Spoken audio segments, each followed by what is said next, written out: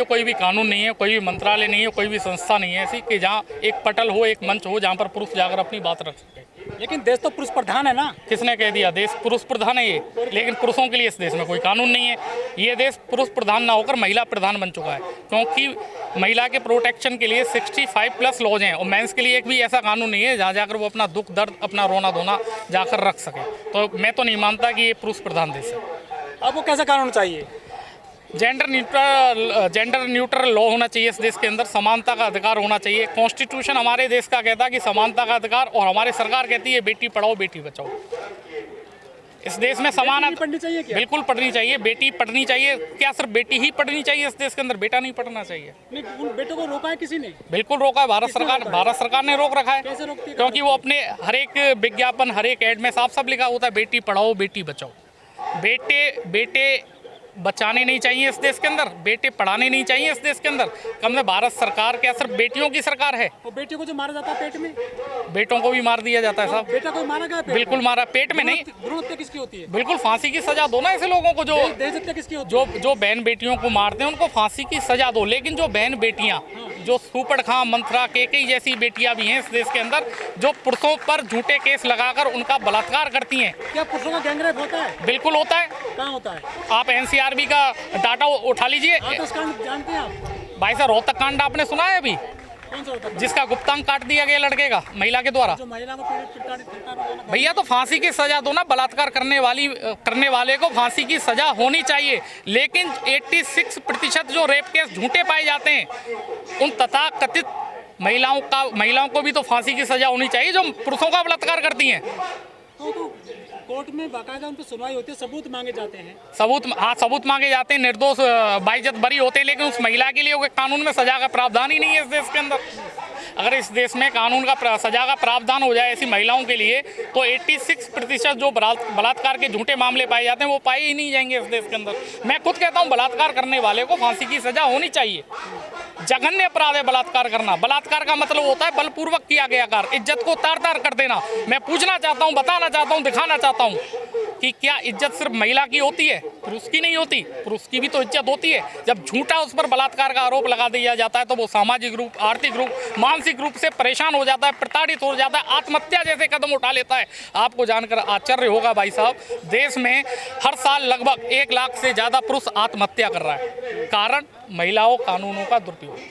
लेकिन महिलाओं पर तो अत्याचार बहुत ज्यादा रोजाना। भाई साहब मैं तो कह रहा हूँ महिलाओं पर अत्याचार हो रहा है, मैं ये तो नहीं कह रहा कि नहीं हो रहा, लेकिन अत्याचार करने वालों को सजा मिलती है ना इस देश के अंदर। लेकिन जो महिलाएं अत्याचार करती हैं उन महिलाओं को सजा क्यों नहीं मिलती इस देश के अंदर? आप भी पीड़ित है क्या? मैं भी पीड़ित हूँ। आप कैसे पीड़ित है महिलाओं से? बिल्कुल पीड़ित हूँ, मेरे ऊपर भी केसेस चले, दाऊरी केसेस चले मेरे ऊपर। दहेज का? बिल्कुल चला। दहेज मांगते हो आप? आपको लगता है इस देश में दहेज मांगना एक अपराध है? बिल्कुल है। बिल्कुल। तो दहेज देना अपराध नहीं है? दहेज देना अपराध नहीं है क्या इस देश में? जब मांगना अपराध है तो दहेज देना भी तो अपराध है। तो दहेज देने वालों के खिलाफ कानूनी कार्रवाई क्यों नहीं होती? Giving and taking dowry is punishable offence, लेकिन मांगने वाले को सजा हो जाएगी और होनी भी चाहिए। मांगने वालों को, जो दहेज लेते हैं, मैं कहता हूँ उनसे बड़ा जानवर कोई नहीं है इस देश के अंदर। लेकिन जो दहेज देते हैं, क्या वो जानवर की श्रेणी में नहीं आते? क्या उनको सजा होनी चाहिए या नहीं होनी चाहिए? आप मुझे बताइए, दहेज देने वाले को सजा होनी चाहिए नहीं होनी चाहिए? होनी चाहिए ना भाई साहब।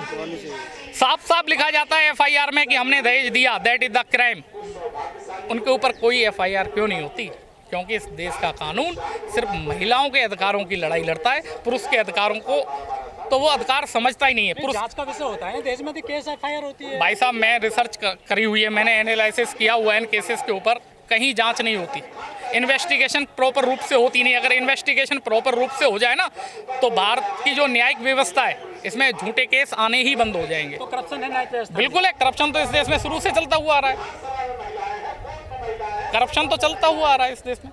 लेकिन जो 498 का जो केस है ये दहेज वाला, गलत कैसे है? भाई साहब मैंने कहा ना, दहेज मांगना भी अपराध है, दहेज देना भी अपराध है। लेकिन साफ साफ लिख रहे हैं वो कि हमने दहेज दिया, तो वो अपराध क्यों नहीं? वो अपराध की श्रृंखलाओं में क्यों नहीं आ रहा? हाँ, आपने बात की कि गिफ्ट, तो गिफ्ट को दहेज से कैसे परिभाषित कर सकते हैं आप?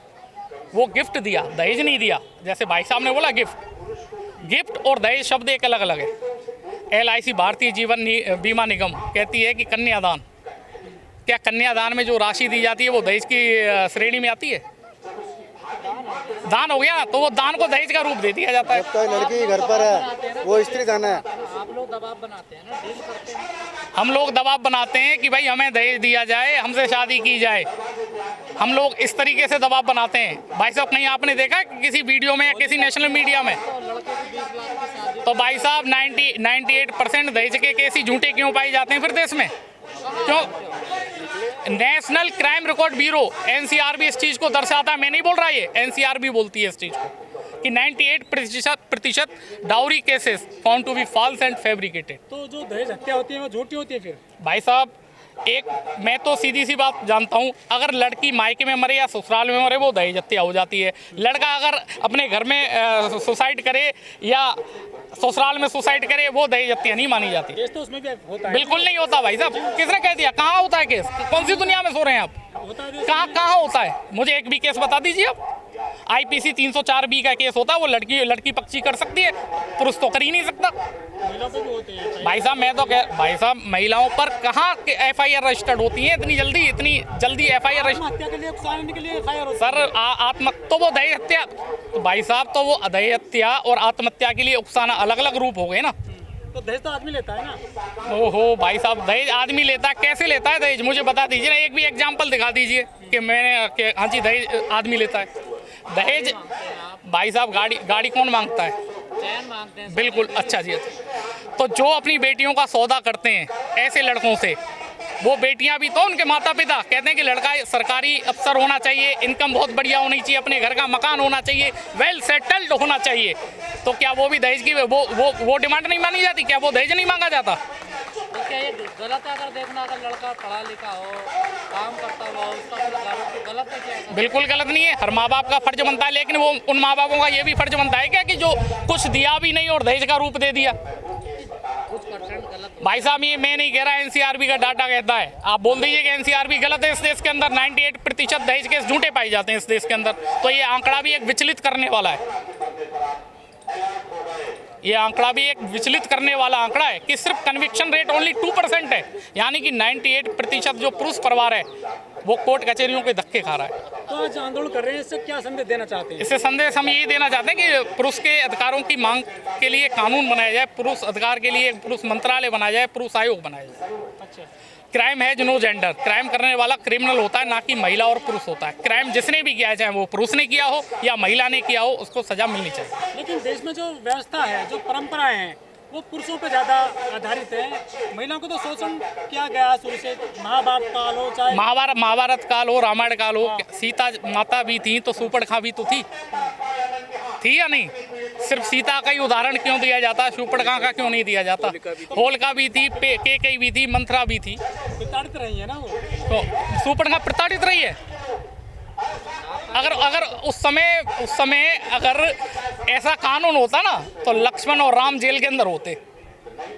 शूर्पणखा ने तो प्रताड़ित किया था।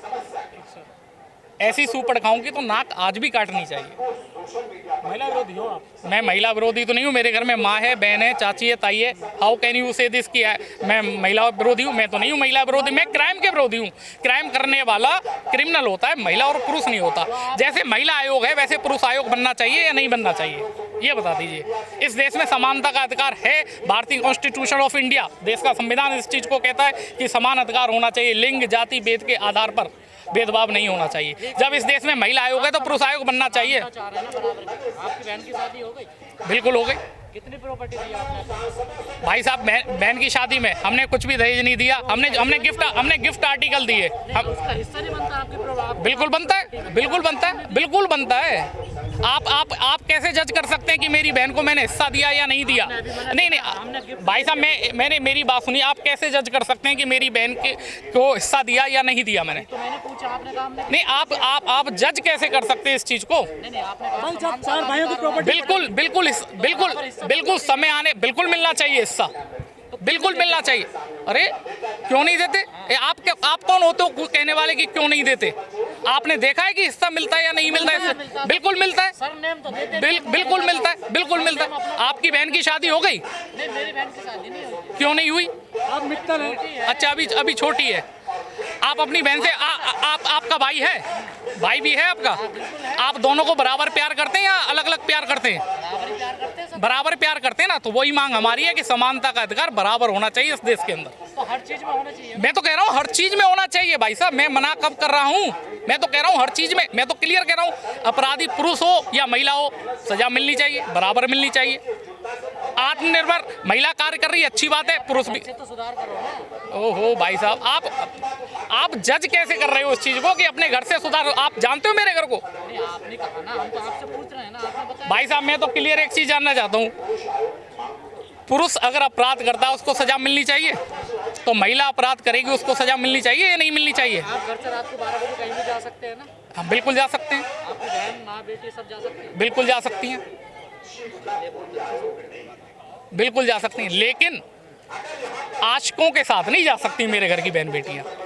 मैं इस चीज़ को फिर कहूँगा, आशिकों के साथ नहीं घूमने दूंगा। आशिकों के साथ जाते हैं कि भाई साहब मैं तो इंडिविजुअल जाता हूँ, मैं इस चीज़ को कह रहा हूँ कि आशिकों के साथ नहीं घूमने दूंगा। मेरे घर में ये संस्कृति नहीं थी, मेरे घर में ये संस्कृति नहीं है कि मैं अपनी गर्लफ्रेंड के साथ जाऊँ।